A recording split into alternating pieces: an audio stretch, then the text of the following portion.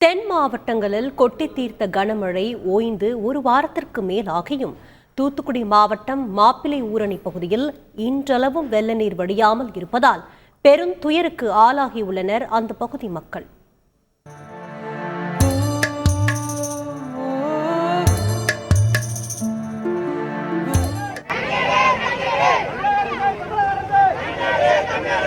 மக்களின் இந்த கதறலுக்கும் கண்ணீருக்கும் ஆதங்கத்திற்கும் வடியாமல் வாட்டியெடுக்கும் வெள்ள நீரே காரணம். 17-18 தேதிகளில் வெளுத்து வாங்கிய அதி கனமழையில் தூத்துக்குடியில் பல பகுதிகள் சின்னாபின்னமாகியது. அதில் ஒன்றுதான் தூத்துக்குடி மாவட்டத்தில் உள்ள மாப்பிள்ளை ஊரணி பகுதி.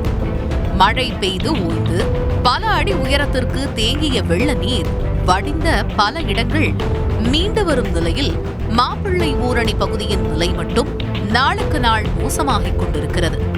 சுமார் 2000த்திற்கும் மேற்பட்ட குடியிருப்புகள், ஆயிரக்கணக்கான மக்கள் வசிக்கும் இப்பகுதியில் கழுத்தளவிற்கு தண்ணீர் தேங்கியுள்ளதால் பல நாட்களாக நரக வேதனையை அனுபவித்து வந்துள்ளனர் மக்கள்.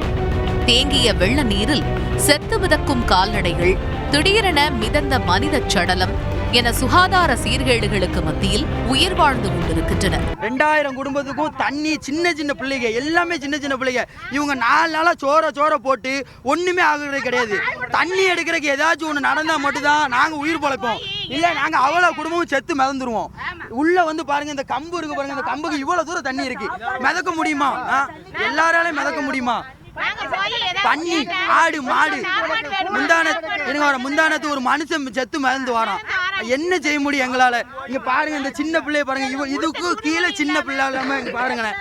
இப்படி இருந்தா நாங்க என்ன செய்ய முடியும்? பசிக்கு சோறு கிடைத்தாலும் அதனை பெற வெள்ள நீரில் நீந்தி வர வேண்டிய நிலை உள்ளதால் விரக்தியில் உள்ளனர் மாப்பிள்ளை ஊரணி பகுதிவாசிகள். எங்களுக்கு சோறு வேண்டாம், ஒண்ணு வேண்டாம். எங்களுக்கு இல்ல இருக்கப்பட்ட தண்ணியை வந்து வெளியே எங்கிட்ட தள்ளுங்க, அது மட்டும் போதும். இப்ப பேசுறேன், ஆனா சாப்பிடாம இருக்க முடியாது. மக்கள் எங்களோட மோசமானவங்க நிறைய பேர் இருக்காங்க.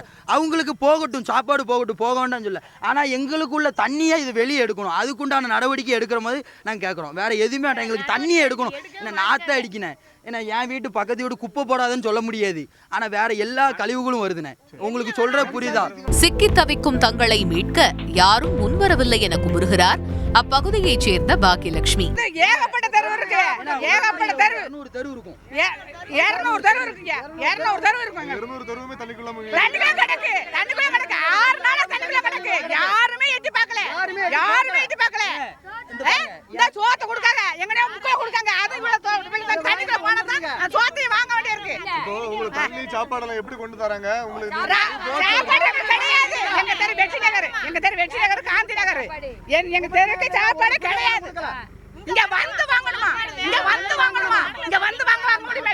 இங்க வந்து வாங்கணுமா? தலைவருக்கு வந்து வாங்கணுமா? எப்படி வாங்க முடியும்? இதனால் கோபமடைந்த மக்கள் தூத்துக்குடி மதுரை நெடுஞ்சாலையில் அமர்ந்து சாலை மறியலில் ஈடுபட்டனர்.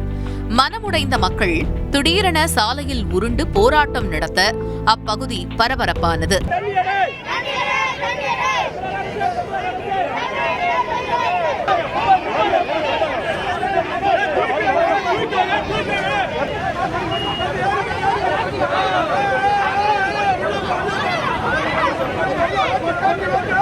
பெருவெள்ளத்தில் சிக்கித் தவிக்கும் சிறியவர்கள் முதல் பெரியவர்கள் வரை அனைவரும் சாலையில் ஒன்று திரண்டு போராட்டத்தில் ஈடுபட்டுள்ள நிலையில் தங்கள் பகுதியில் வெள்ள நீரை வெளியேற்றுவதோடு உரிய நிவாரணம் அளிக்க வேண்டும் என கோரிக்கை விடுக்கின்றனர் மாப்பிள்ளை ஊரணி பகுதி மக்கள். தந்தி டிவி செய்திகளுக்காக செய்தியாளர் ராஜேந்திர பிரசாத். செய்திகளை உடனுக்குடன் தெரிந்து கொள்ள உடனே சப்ஸ்கிரைப் பண்ணுங்க.